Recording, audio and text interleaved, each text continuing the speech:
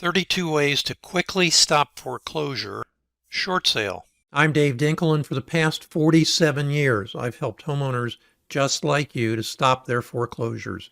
More than 1 million Americans have used my tips, tactics, and techniques to stop their foreclosures. The biggest reasons people lose their homes to foreclosure is simply they don't take action soon enough. The following video is an introduction to just one of those techniques.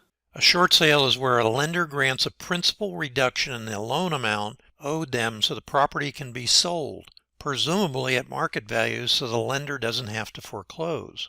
Often a foreclosure sale can be stopped by the lender, who's the plaintiff, if they believe they can recover more of their loan funds than going through the foreclosure process. Simply sending the lender a signed contract from a real buyer may be enough needed to postpone the sale, but this is at the discretion of the lender. Now's the time to mention that there is some confusion between a short sale and a short pay. A short pay is where the lender decides to offer the homeowner the ability to pay off his mortgage in a lump sum to stop the foreclosure process. The amount of the payoff is equivalent to the current amount owed on his mortgage, and it must be completed in 14 days and only as a cash sale. In a short sale, the homeowner is not allowed to purchase the property from the lender. In fact, the homeowner must sign a legal document that he nor any related party to him is not the buyer of the property. Usually an investor will approach the homeowner and make an offer to buy his property, but only at a price that will allow the investor to make a profit when he resells it. If the fair market value, or FMV, of the property is less than what is owed to the lender, including other liens, the property is considered upside down in terms of equity. The investor will sign a contract to purchase the property and then submit a short sale package to the lender, who will decide what price they're willing to accept. The benefit to the lender is the savings of the money that would normally have to be spent to complete the foreclosure, approximately $47,000 to $58,000 for each property. The lender will postpone the foreclosure until a determination of what price the lender is willing to accept and whether that amount is also acceptable to the investor. The homeowner will be able to stay in the property for another 2 to 4 months before he has to sell or lose his home to foreclosure. Some homeowners use the signing of a short sale agreement to stay in their home longer with no intention of selling their home. While this works short term, the lender and the investor get infuriated, and the lender may look to get a deficiency judgment against the homeowner once he's out of the property. The lender can cancel their agreement up until the day of closing, and their approval terms may include a restriction of transfer from the buyer to another buyer for a specific period of 30 days or more. Based on the hardship that the homeowner has suffered and documented, the lender may agree to give the homeowner cash at the sale of his property, which is called a cash for keys program. Otherwise, the homeowner is not allowed to receive any money from the sale of his property. A short sale is a viable option for a homeowner who knows he can't afford to stay in his home and that it can't be sold traditionally because it's upside down. Thank you for looking at this brief introduction to just one of the 32 ways you might be able to use to stop your foreclosure. Now is your opportunity to take control of your situation, whether you are just contemplating what options are available or you're all the way through having already lost your home. We're the sum of the choices we make in our lives, and now's the time to make a choice that can positively affect your life forever.